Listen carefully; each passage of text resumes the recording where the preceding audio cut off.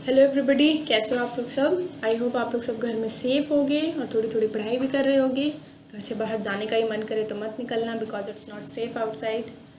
बेहतर है आप घर में रहें, थोड़ी पढ़ाई करें ताकि आप लोग बाहर निकल के बर्डन अप ना हो जाओ। ओके नाउ, हमने पॉलिटिकल साइंस का एक चैप्टर स्टार्ट किया था of what is democracy and why democracy. उसमें हम लोगों ने डेमोक्रेसी के की फीचर्स को डिफ़ाइन करने के लिए कुछ कुछ एग्जांपल्स के साथ डील करना स्टार्ट किया था। मैंने नेक्स्ट क्लास में आप लोगों को चाइना तक का केस बताया था, जहाँ पर हर इलेक्टोरल को, मतलब किसी भी इंडिविजुअल को वहाँ पर कैंडिडेट को इलेक्शन में पार्ट लेने का अलाउंस नहीं था जब तक कि वो किसी कम्युनिस्ट पार्टी का ना हो, या फिर उनकी जो 8 स्मॉल एलिट्स पार्टी है उसमें से किसी मेंबर का होना ज़रूरी था।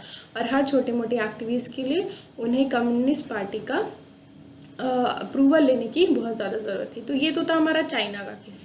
अब हम लोग बात करते हैं मेक्सिको के केस के बारे में, कि ये जो नेक्स्ट की फीचर है हमारा, ये मेक्सिको के इस इंसिडेंट को क्लैरिफाई करता है कि नहीं, कि हर इंडिविजुअल को, क्या हर कैंडिडेट को इलेक्शन कंडक्ट करने का और उस पर वोट करने का इक्वल राइट होता है।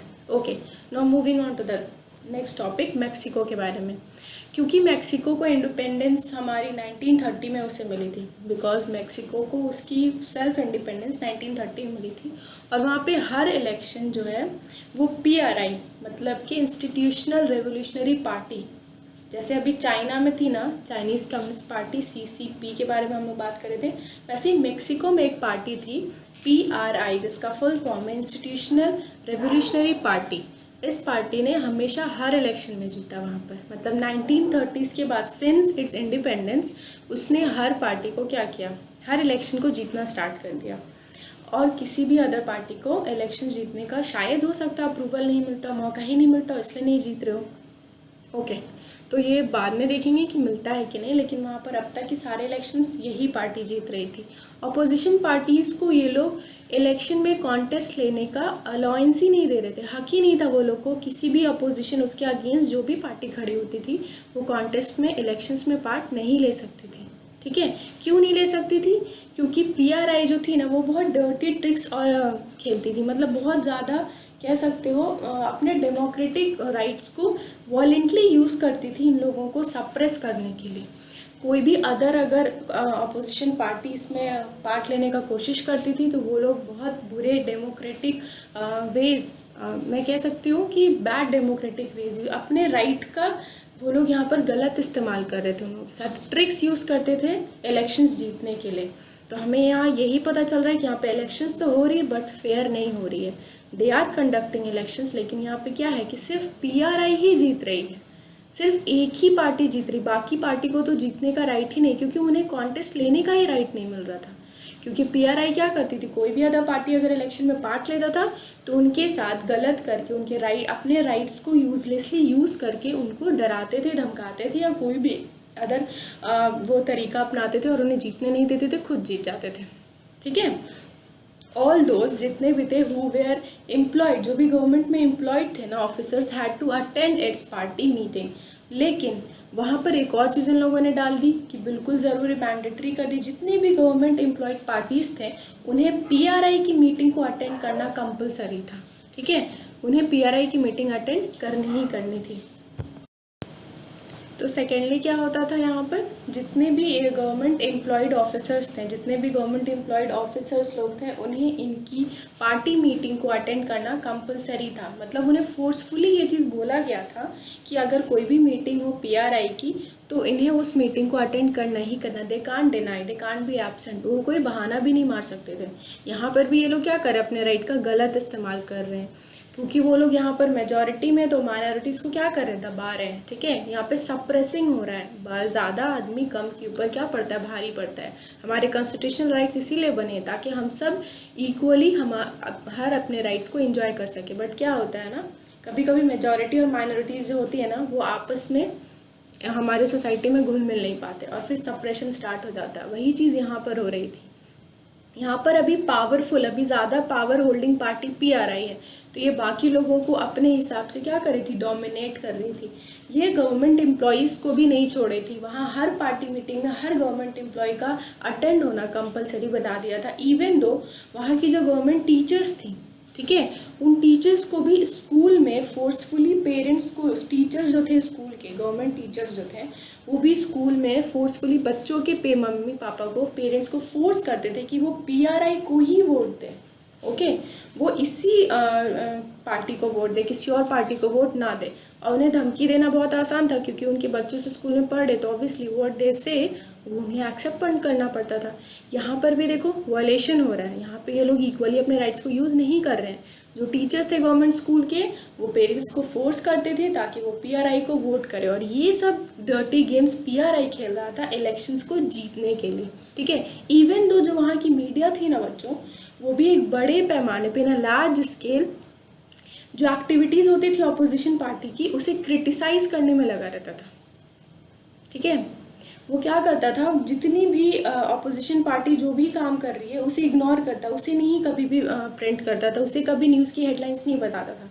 लेकिन जो वो लोग कभी अगर उनसे कोई गलती हो जाए तो क्रिटिसिज्म में सबसे बड़ा हेडलाइन ऑपोजिशन पार्टी का होता है, ताकि लोगों पे इम्पैक्ट जो है ऑपोजिशन पार्टी का गलत पड़े, PRI का अच्छा पड़े और फिर PRI इलेक्शन जीत जाए। तो सोचो कि उसने डीप डाउन इनसाइड सारे रूट्स को क्या कर रखा था, सड़ा के रखा था बिल्कुल, कि मीडिया भी यहाँ पे लार्ज अमाउंट में, बिल्कुल लार्ज क्वांटिटी में ऑपोजिशन पार्टी के हर अच्छी एक्टिविटीज़ को इग्नोर करती थी, और जहाँ क्रिटिसिज्म की बात हुई, जहाँ उन्हें बुरा कहना हो, जहाँ उनकी बुराइयाँ निकालनी होती थी, उसे हम लोग क्रिटिसाइज़ करना कहते हैं, वहाँ पर ये लोग वहाँ पे टॉप पे रख देते थे ऑपोजिशन पार्टी को। मतलब पकड़ के ना उनकी पूरी बुराई कर दो, पेपर में सब कुछ बुरा बुरा लिख दो, ताकि लोग सोचे अरे इसको तो कुछ आता ही नहीं है, ऑपोजिशन पार्टी ज़्यादा बेटर है। तो PRI ये ट्रिक खेल रही थी ऑपोजिशन पार्टी को लोअर डाउन करने के लिए। ठीक है, कभी कभी क्या होता था बच्चों, जो पोलिंग बूथ है ना, जहाँ पर हम लोग जाके वोट देते हैं, उसको एक जगह से दूसरी जगह शिफ्ट कर दिया जाता था, वो भी लास्ट मिनट पे। क्यों? ताकि लोगों के लिए ये बहुत मुश्किल हो जाए वोट देना। पहले अगर हमें पता हो कि वोट कहाँ देना है, जैसे कि मेरी कोई अगर ऑपोजिशन पार्टी ने यहाँ पर एक पोलिंग बूथ बनाया कि यहाँ पर हम क्या करेंगे, वोट देंगे आके, हमें पता है कि ऑपोजिशन पार्टी और ये फिर PRI पार्टी, तो PRI पार्टी क्या करती थी, उनके पोलिंग बूथ को उठा के इतनी दूर कर देती थी, इतनी अलग जगह पे, बिल्कुल लास्ट मोमेंट पे, कि जब वोटर्स वहाँ पे वोट देने आए तो वहाँ पे उन्हें PRI के अलावा कोई और पार्टी तो नहीं मिलेगी, तो वो PRI को ही वोट करेंगे। तो ये भी गेम वो लोग खेलते थे पीपल्स का वोट को लेने के लिए। सोचो वो किस तरह के बुरे गेम्स खेल रहे थे, वो अपने कॉन्स्टिट्यूशनल राइट्स को बुरी तरह से इस्तेमाल कर रहे थे in a bad way with the people. Common people के लिए बहुत बुरा हो रहा था। क्यों? क्योंकि ये लोग पोलिंग बूथ तक को नहीं छोड़ रहे थे, वहाँ पर भी जो कुछ भी होता था उसे हर लास्ट मोमेंट पे, मतलब they are using every single method कि वो हर इलेक्शन जीत जाए। एक भी 0.5% का ही मौका ये लोग छोड़ते नहीं, मौका मिला छक्का मार देते थे। ठीक है, तो PRI और इन सब चीज़ों के ऊपर ऐसा नहीं है, हर चीज़ के लिए पैसे चाहिए। अगर कोई करप्ट हो रहा है आपके साथ, वो सिर्फ इसीलिए होता है क्योंकि उसे ब्राइब मिलती है। जब तक कोई भी, आई स्ट्रांगली बिलीव कि हाफ ऑफ द सिस्टम इतनी बुरी इसीलिए है क्योंकि हमारी गवर्नमेंट सिस्टम आधे से ज़्यादा ऑनेस्टी को तो भूल ही चुकी है, सिर्फ ब्राइब्स को इस्तेमाल करती है। सबको ना टेबल के नीचे से लेना बहुत पसंद है, इसीलिए आज की सिस्टम इतनी करप्ट हो चुकी है। क्यों? क्योंकि लोग लेने पे ही ध्यान देते हैं, व्हाट दे आर गिविंग उस पर कोई ध्यान नहीं देता। ये सिस्टम इतनी डाउन इसीलिए होती जाती है क्योंकि सब बस हाथ बढ़ाते हैं, वो हाथ बढ़ाते ताकि उन्हें कुछ मिले, इसलिए नहीं कि वो आपकी हेल्प कर सके। यहाँ पर भी वही हो रहा था, लोग सारा गलत काम कर रहे थे PRI के लिए। वाई? क्यों कर रहे थे? वो PRI से प्यार थोड़ी करते थे, इस पार्टी से जिसका नाम इंस्टीट्यूशनल रेवोल्यूशनरी पार्टी, इससे वो प्यार थोड़ी करते थे। क्यों? क्योंकि ये पार्टी उनके ऊपर पैसे खर्च कर रही थी, दे वॉन्ट मनी, इसलिए ये लोग इतना सारा बुरा काम कर रहे थे। ठीक है, और इसके लिए ये लोग बहुत large amount of money use भी करते थे सभी कामों को करवाने के लिए और अपनी कंपेनिंग्स को भी करवाने के लिए। अगर इनका कोई भी कैंडिडेट खड़ा हो रहा है तो उसके लिए कोई भी अगर कैंपेन करवा रहे हैं कोई भी, तो उसमें इतना पैसा खर्च करेंगे कि लोग उस वक्त क्या हो जाते हैं, वैसे भी लोगों को जो दिखता है वही बिकता वाला हाल है। हमारी पब्लिक आधे से ज़्यादा, आज भी देखा जाए तो जो ज़्यादा रोशनी होती है ना, जो ज़्यादा चमकता है उनकी आंखों को, उसी को जा करके बोलते हैं अच्छा यही बहुत अच्छा है। ये नहीं देखना है कि वो एक्चुअल में अच्छा है कि नहीं, वो कुछ टाइम के लिए चमक रहा है। नहीं, कैंडिडेट्स को वो इतना ज़्यादा पब्लिक पे फेमस कर देते थे कि बस लोग उसको देख करके एकदम बहुत चक्कर रह जाएंगे, अट्रैक्टिव है, ये है, वो है, इतने काम कर रहा है, इसी को वोट दे दो। एक्चुअल में वो वैसा है कि नहीं, पब्लिक ऐसा जानना भी नहीं चाहती। अगर कोई पॉलिटिकल मिनिस्टर बच्चों आज के टाइम पे भी जाहिल भी, अगर लिटरेट भी आता है हमारे सिस्टम में, जिसे कुछ नहीं पता, सिस्टम का ABCD भी नहीं पता है, उसे सिर्फ राजनीति खेलनी आती, पढ़ाई का कुछ नहीं आता, तो वो उससे लोग वोट करते हैं, क्योंकि उन्हें उसकी बैकग्राउंड से कोई मतलब नहीं है। उन्हें किस चीज़ से मतलब है? सिर्फ जाके वोट देना। They just wanted to do their duty. Responsibility नाम की कोई चीज़ नहीं होती। तो यहाँ पे भी वही चीज़ हो रही थी, लोग सिर्फ पैसों के ऊपर काम कर रहे थे, अपनी रिस्पॉन्सिबिलिटीज़ फॉलो नहीं कर रहे थे। ये क्या क्लैरिफाई करता है? ये हमारे डेमोक्रेसी के एक और की फीचर को क्लैरिफाई करता है, that a democracy must be based on a free and fair elections. लेकिन बच्चों, आपको दोनों स्टोरी आपने देखी, मैक्सिको की भी और चाइना की भी, क्या आपको लगता है ये दोनों जो एग्जाम्पल्स हैं, इसमें एक भी इलेक्शन जो है वहाँ पर कोई भी इंसान खुद को फ्री क्लेम कर सकता है? यहाँ पे दोनों में से कहीं पे इलेक्शंस तो हो रहे, लेकिन एक भी इलेक्शन फेयर नहीं हुआ। एक भी इलेक्शंस में कोई भी एक इंसान can not claim that they are free and fair. Nobody. In Mexico and China, इस दोनों इंसिडेंट जो अभी हमने डिस्कस किया, उसमें इलेक्शंस हो रहे, दैट इज़ ट्रू, एक की फीचर फॉलो हो रहा है, बट जो सेकंड की फीचर है that should be based free and fair, यहाँ पे कोई भी एक इंसान क्लेम नहीं कर सकता। क्यों? क्योंकि ये लोग हर डर्टी प्रैक्टिस कर रहे to win the election. Okay, तो इस दोनों से हमें क्या समझ आया कि हाँ, ये हमारी एक डेमोक्रेसी का एक की फीचर है, वो तो ये लोग फुलफिल कर रहे हैं, but not in a democratic वे। ठीक है, अब देखो, वोट देना तो सबको पता है कि हमारा कॉन्स्टिट्यूशनल राइट्स है, बहुत ज़रूरी है, बट वोट देने टाइम हमें ये ज़रूर देखना चाहिए कि जिन्हें हम वोट दे रहे हैं वो इस लायक है कि नहीं, वो केपेबल है कि नहीं।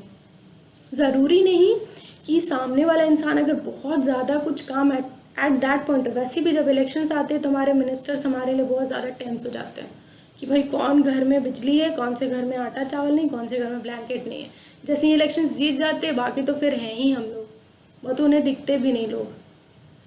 और इसी वजह से हमारा जो पॉवर्टी लाइन है ना, वो कभी भी डिक्रीज़ नहीं हो सकता, इंक्रीज़ होता है, बिकॉज वो जो बड़े हैं वो बड़े होते जाते हैं, मिडिल क्लास के हमेशा मिडिल क्लास में लटके रहते हैं, और पॉवर्टी लाइन तो बढ़ती ही जाती, पूछो ही मत।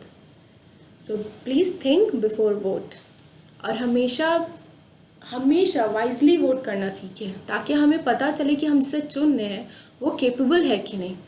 भेड़ चाल में चलना ज़रूरी नहीं, जो हर लोग कर रहे हैं मैं भी वही करूँगा, मोदी जी को वोट करना है तो करने, अटल बिहारी वाजपेयी को सब कर रहे मैं भी करूँगा, नहीं।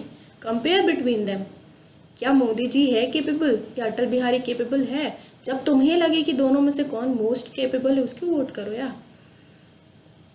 Sentence your own definition, don't go on भेड़ चाल, भीड़ में मत जाइए। ठीक है, नेक्स्ट, ये तो हमने जान लिया कि भाई वोट देना कितना ज़रूरी है, बट इट्स हर जगह पे, हर कंट्री या हर स्टेट में राइट टू वोट जो है ना, वो हर जगह वैली नहीं होता। बहुत सारे ऐसे कंट्रीज़ हैं जहाँ राइट टू वोट नहीं है, बहुत सारे ऐसे 5-6 कंट्रीज़ हैं अभी भी जहाँ पर राइट टू वोट जैसा कोई भी सिम्टम नहीं है, या किसी भी तरह का, ये तो हमारा इलेक्शन सिस्टम है, ऐसा नहीं होता। बट अभी जो भी है ये बहुत पहले हुआ, अब मुझे नहीं लगता ऐसा कोई भी कंट्री या कोई भी स्टेट होगा जहाँ वोट देना किसी का भी कॉन्स्टिट्यूशनल राइट ना हो। When we are talking about which state, तो सऊदी अरेबिया में जो वुमेन्स होती हैं उन्हें वोट करने का राइट नहीं है। तो ये मैं नहीं कहूँगी, ये मैं कहूँगी नहीं था, क्योंकि बहुत साल पहले अगर सऊदी अरेबिया में वुमेन्स को वोट करने के लिए बोलते अगर जा करके, तो लोग बोलते कि ये ज़रूर पागल हो गया, मेंटली इल हो गया जो बोल रहा है औरतों को जाके वोट करने। बट अभी at this point of time अगर आप सऊदी अरेबिया जाओगे, क्या सऊदी गल्फ़ की किसी भी कंट्री में जाओगे और जाके बोलोगे कि वुमेन्स को वोट नहीं करना चाहिए, उन्हें वोट करने का राइट नहीं है, तो अभी तुम्हें लोग पागल समझेंगे कि अच्छा ये पागल हो गया। दोनों में पागल तुम ही बन रहे हो। डिफरेंस क्या है? डिफरेंस है हमारा टाइम पीरियड, टाइम स्पैम जो है वो हमारा डिफरेंस है, वक्त। इससे पहले जो टाइम था, उस टाइम पीरियड में औरतों को राइट नहीं था वोट करने का, बट नाउ उन्हें फुली राइट है, they are enjoying each and every right. हाँ, उनकी टेस्टिमनी के बारे में इक्वलेंस कम है, बट इसका मतलब ये नहीं कि उन्हें राइट टू वोट नहीं है। ये तब की बात है जब हमारा डेमोक्रेसी सिस्टम सेटअप था हर कंट्री में। तो इट्स ट्रू कि सऊदी अरेबिया में डेमोक्रेसी सिस्टम सेटअप नहीं था, क्योंकि वैसे भी वहाँ पे गवर्नमेंट सिस्टम चलती ही नहीं, वहाँ पे तो मोनार्की चलती है। Next is Estonia. एस्टोनिया ने क्या किया था ना, अपने सिटीजनशिप में ही रूलर चुनना शुरू किया। एस्टोनिया का एक रूल था, Estonia has made it citizenship rulers, ठीक है। और इन सच वे पीपल को क्या होता था, जो रशिया से बिलोंग करते थे ना माइनॉरिटी में, उन्हें बहुत ज़्यादा डिफ़िकल्टीज़ होती थी राइट टू वोट में। तो एस्टोनिया में रशियंस को वोट करने की आज़ादी नहीं थी, ठीक है। लेकिन ये भी बहुत पहले की बात है, ये तब का फैक्ट्स है जब भी सिस्टम चलना स्टार्ट हुआ था, धीरे धीरे स्मूथ। अभी बहुत साल हो गए बच्चों हमारे सिस्टम को बने हुए, तो अब एस्टोनिया में ऐसा कुछ नहीं, everybody is living in a fair and proper field और सबको सबकी इक्वल राइट्स मिले। बट कुछ कंट्रीज़ हैं जो आप लोग को जाने ज़रूरी है, that's why I am saying this, कि सऊदी अरेबिया है जहाँ वुमेन्स को राइट नहीं थी वोट करने की, एस्टोनिया जहाँ पर सिटीजनशिप, जो वहाँ के सिटीजन है ना, जो वहाँ के बाशिंदे, जो वहाँ के नेटिव पीपल, सिर्फ वही अपने रूलर को चुन सकते थे, बाकी जो बाहर से आए थे वो नहीं। और एस्टोनिया में at that period of time Russian बाहर से आए थे, रशिया का एक हिस्सा गया था ना, मेजॉरिटी से चेंज हुआ था, तो वो भी हुआ था चेंज, तो चेंज होकर के वहाँ आए थे। लेकिन उन्हें बहुत मुश्किल होती थी वोट करने में, क्योंकि उन्हें वोट करने का राइट, वहाँ रशियन को वोट करने की आज़ादी नहीं थी। ऐसा नहीं कहूँ कि आज़ादी नहीं थी, बहुत मुश्किलें होती थी वोट करने में, ठीक है। थर्ड हमारा जो कंट्री जिसके बारे में हम बात करेंगे वो कंट्री है फिजी, ठीक है। यहाँ का जो इलेक्टोरल सिस्टम था वो ऐसा था कि वहाँ वोट करने के लिए एक से ज़्यादा वहाँ पर वैल्यूएबल, मतलब एक से ज़्यादा लोगों का पावर होना, पोजीशन पर होना ज़रूरी था। वहाँ पे कोई भी नॉर्मल फिजियन वोट नहीं कर। हाँ, तो फिजी का इलेक्टोरल सिस्टम कैसा था? वहाँ का फिजी का इलेक्टोरल सिस्टम ऐसा था कि जो एक्चुअल इंडिजिनस फिजी थे, मतलब जो वहाँ के रहने वाले फिजियन पीपल थे, उनका वोट जो था वो ज़्यादा वैल्यूएबल था as compare to Indian Fijian. Indian Fijian वहाँ पे कौन हुए? वैसे फिजियन जो इंडिया से माइग्रेट होकर at some point of time वहाँ पर आए। क्योंकि बच्चों जब हमारा इंडिया पाकिस्तान का डिवीज़न हो रहा था ना, तो बहुत सारे लोग बहुत जगह बढ़ गए थे और बहुत अलग अलग स्टेट्स में जाके सेटल डाउन हो गए थे, तो उन्हें आज भी नॉर्मली वहाँ का सिटीज़न मानना बहुत मुश्किल है लोगों के लिए। इसीलिए वहाँ पर या तो इंडियन लग जाता, या रशियन लग जाता, या यूरोपियन लग जाता। तो फिजी में भी कुछ इंडियंस थे जो वहाँ जाकर बस गए थे, तो जो एक्चुअल वहाँ के फिजियन पीपल थे उनका वोट बहुत ज़्यादा वैल्यूएबल था, और जो इंडियन फिजियन थे उनका वोट लेस वैल्यूएबल था। इसका मतलब उन लोग दोनों के रहने में जो उनका कॉन्स्टिट्यूशनल राइट्स है वो क्या था? ज़्यादा और कम था। इन स्पाइट ऑफ दैट, ये होने के बावजूद कि सबको इक्वल राइट्स डिवाइडेड है और सब इक्वल है as in the eyes of justice, यही हम लोग कहते हैं ना कि सभी इक्वल है, बट यहाँ पर ऐसा नहीं था, यहाँ पर डिस्क्रिमिनेशन चल रही थी। ओके, सो यहाँ पर एक और हमारा की फीचर डिफाइन होता है कि डेमोक्रेसी एक फंडामेंटल प्रिंसिपल पे हमेशा बेस्ड होता है, पॉलिटिकल इक्वालिटी, है ना। लेकिन यहाँ पे पॉलिटिकल इक्वालिटी हमने नहीं पढ़ी, यहाँ पर हमने देखा कि यहाँ पे कमर ज़्यादा है। ये हमारा एक थर्ड फीचर देता है हमारे डेमोक्रेसी का, that in democracy each adult citizen must have one vote and each vote must have one value. कि हर एडल्ट क्यों यूज हो रहा है बच्चों? Because to vote we have to consider some sort of conditions, और वो कंडीशन क्या है कि आपको 18 साल का होना या 18 साल से ज़्यादा होना ज़रूरी है। एक 7 साल का बच्चा, एक 5 साल का बच्चा वोट नहीं कर सकता। प्रीवियस क्लास में मैंने बताया था क्यों नहीं, क्यों? क्योंकि he is not able to understand, पहली बात तो उसे समझ ही नहीं आया कि इलेक्शन क्या है, दूसरी चीज़ वो कभी मैच्योरिटी से दोनों को जज ही नहीं कर पाएगा। इसीलिए सिस्टम ने बनाया कि एक मैच्योर इंसान को, we are enough to be mature at the age of 18, हम इतना तो समझ जाते हैं कि सामने वाले इंसान पे गूगल पे भी सर्च करके हम कुछ ना कुछ आइडियाज़ निकाल लेते हैं, फिर तो हम अपने सिस्टम को देख ही रहे। इसीलिए हमें एक कंडीशन, एक क्राइटेरिया में वोट डालने के लिए डाला गया। और ये हमारा थर्ड फीचर था डेमोक्रेसी का, जो क्लैरिफाई हुआ कि हर एडल्ट को, मतलब हर वो इंसान जिसने अपनी वोट करने की एज को क्रॉस कर ली, उसे प्रॉपर हक है वोट करने का, और उसका वोट का उतना ही वैल्यू है जितना बाकी लोगों के वोट का है। Each person have to vote, एक इंसान को एक ही वोट करने का हक है, और उस एक वोट का वैल्यू भी उतना ही है जितना बाकियों के वोट का है। ओके, अगर आप 10 इंसान के वोट को लो तो इसका मतलब ये नहीं कि उसका वैल्यू 10 लाख है। अगर इधर 10 लोग वोट करें, इधर 1 लोग वोट करें, तो उस एक इंसान का वोट का वैल्यू 10 लोगों के वोट के वैल्यू जितना उनका है उतना ही इसका होगा, इक्वल होगा, ठीक है। बिकॉज हमारी कॉन्स्टिट्यूशनल राइट्स जो है हमें वोट टू इक्वालिटी देती है, ठीक है। पॉलिटिकल इक्वालिटी प्रिंसिपल है हमारे डेमोक्रेसी का। Okay, that's all for today. हमने आज यहीं तक पढ़ना था। इन द नेक्स्ट क्लास हम लोग जिम्बाब्वे की केस को डिस्कस करेंगे। वहाँ पर हम देखेंगे कि उसने अपने रूल्स को और बाकी जो लॉज उसको क्लैरिफाई करता है कि नहीं। And after that why democracy के बारे में हम लोग थोड़ी चर्चा करेंगे, कुछ अगेंस्ट होगी, कुछ उसके फेवर में होगी। उसके बाद आपके चैप्टर फिनिश हो जाएगा। Okay, till then go through the chapter, go through the notes, go through the video, समझने की कोशिश कीजिए कि क्या बोला जा रहा है, क्या बताया जा रहा है, बिकॉज इट्स वेरी इंपॉर्टेंट कि आपका इसका बेसिक पॉइंट्स पता हो। स्पेशली आपको की फीचर्स और एग्जांपल ऑफ की फीचर्स तो पता होना चाहिए, और कौन सा की फीचर कौन सा एग्जांपल को सिग्निफाई करता है वो भी पता होना चाहिए। If not, try to rewind your video again and again and again and try to understand what I am saying. Instead of that, अगर आप लोगों को कोई भी प्रॉब्लम होती है in the question answer portal, ask me whatever you want to ask, I will be there to answer your question. Okay, till then stay safe, stay home, but never forget to study. Okay, thank you बच्चों.